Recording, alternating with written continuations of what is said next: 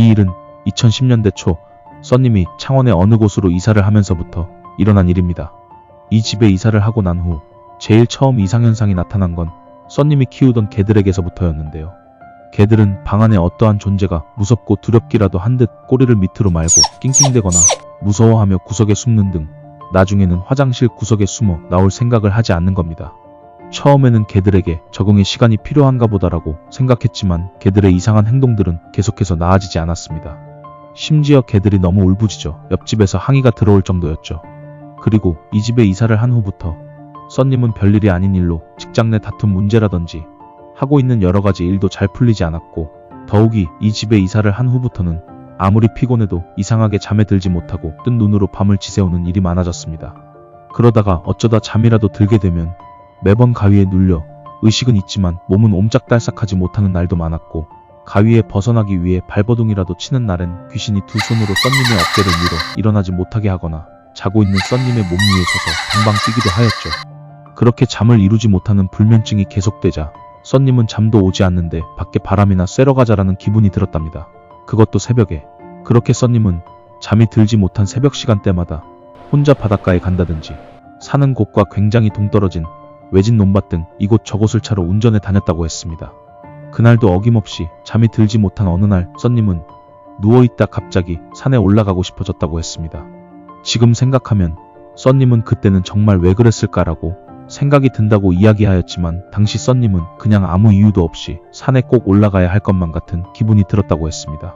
써님은 그렇게 집에 있던 작은 손전등 하나 들고 목적지도 정하지 않은 채 무작정 운전을 하여 어느 산 가까이에 있던 대학교 기숙사 근처에 주차를 하고 대학교 기숙사 근처에 있던 그 산으로 올라가게 됩니다.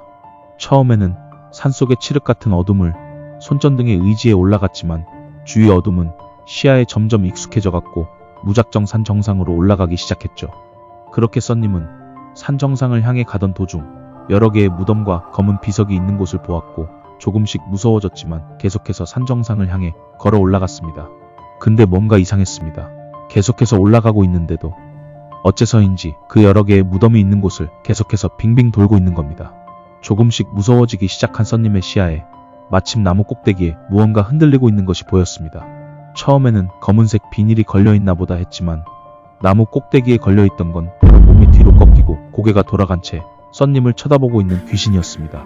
그 귀신은 처음에는 좌우로 천천히 흔들며 써님을 쳐다보고 있었지만 곧바로 기괴한 웃음을 지으며 미친 듯이 좌우로 흔들기 시작하였습니다. 그 순간 써님은 정신이 번쩍 들었고 극한의 공포로 인한 패닉으로 울부짖으며 이 산을 벗어나기 위해 산 아래를 향해 빠르게 내려가기 시작하였습니다. 근데 아무리 산 아래를 향해 뛰다시피 내려가도 산 입구로 내려가는 길은 나오지 않았고, 어느새 써님의 옷은 흙투성이에 팔과 다리는 긁힌 상처로 가득했죠. 아무리 내려가도 산 입구로 내려가는 길을 못 찾은 써님은 극한의 공포로 눈물이 나올 정도로 망연자실하던 그때 밑에서 누군가 걸어왔습니다. 어떤 검은색 복장의 한 여성이 올라오고 있었던 거죠. 그 순간 지푸라기라도 잡고 싶었던 써님은 그 여성에게 달려갔고, 차가 있는 대학교 기숙사 근처로 가야 했기에 대학교 기숙사로 가려면 어떻게 가야 하느냐고 다짜고짜 울먹거리며 물었습니다. 그러자 그 여성은 눈을 몇 번 깜빡이더니 대학교 기숙사로 가시려면 이쪽으로 가시면 안 돼요. 저도 마침 그쪽으로 가는 길이어서 저 따라오시면 돼요. 그 말에 써님은 그 여성을 따라갔고, 정말 그 순간 그분은 써님에게는 너무 의지가 되었습니다. 그렇게 한참 그 여성을 따라가고 있었는데 어느 순간 그 여성이 보이지 않는 겁니다. 분명 계속해서 따라갔었는데 그 순간 써님의 시야에 대학교 기숙사 건물과 기숙사 앞 연못이 보였습니다. 그쪽 방향으로 내려가니 땅 아래가 보이는 산의 석축 같은 곳에 도착을 하였고, 써님은 조금 높이가 있어 땅 아래를 보며 잠시 망설였지만 이윽고 용기를 내어 땅 아래를 향해 뛰어내렸습니다. 무사히 착지를 한 써님은 차가 있는 곳까지 도착을 하였고 급하게 그 산을 벗어나기 시작하였죠. 어느 정도 산에서 벗어나 어느 곳에 잠시 주차를 하니 써님은 정말 정신과 체력 탈진 상태가 되어버렸고 그야말로 넋이 나간 채로 자동차 핸들에 기절하듯 엎드려 쓰러져 버렸죠. 근데 그 순간 누가 써님의 자동차 조수석 창문을 두드리는 겁니다. 고개를 들어 그쪽을 바라보았는데 한 경찰관이 괜찮냐고 물어왔죠. 그 경찰관이 보기에도 지금 써님의 몰골은 말이 아니었을 겁니다. 얼굴에는 눈물과 땀 범벅, 팔에는 온통 상처투성이, 옷은 그야말로 흙투성이었으니 그리고 그때 알았다고 했습니다. 써님이 지금 잠시 주차를 한 곳이 바로 경찰 기동대 앞이었다는 것을. 써님은 괜찮다고 말하며 서둘러 그 자리를 벗어났고 새벽 2시 40분 정도가 돼서야 겨우 집에 돌아왔습니다. 어찌저찌 씻고 애써 잠을 청하려고 침대에 누웠는데 그 순간 귓가에서 다음에 우리 또 놀러 가자.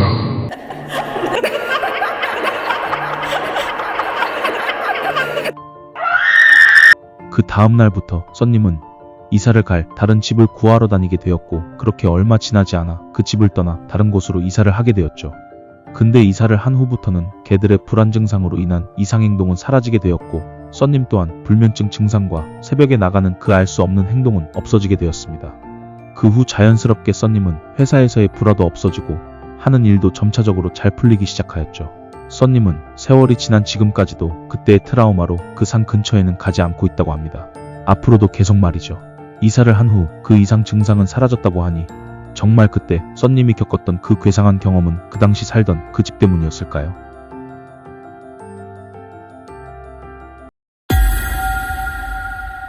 써님께서 올랐다던 그 산을 촬영하려고 했지만 계속 카메라 앵글에 얼룩 같은 구형의 빛 때문에 촬영을 할 수가 없었습니다. 오랜 시간 시도 끝에 카메라 앵글이 돌아왔지만 얼마 지나지 않아 휴대폰 배터리가 방전되어 더 이상 촬영은 불가했습니다. 그리고 새벽 시간대 산에서 무서운 건 귀신뿐만이 아니었습니다. 그건 바로 모기는 새끼들 복사할 거다 진짜. 뭔데 또 물기 있게 없기? 지금 저희가 간과한 게 있습니다.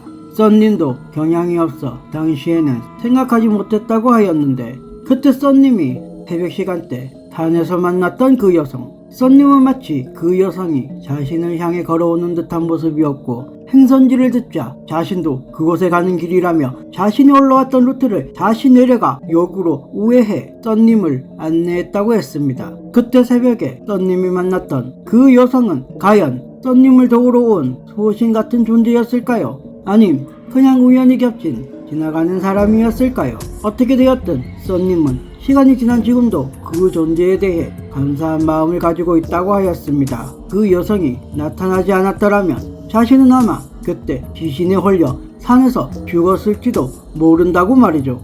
9월이었습니다.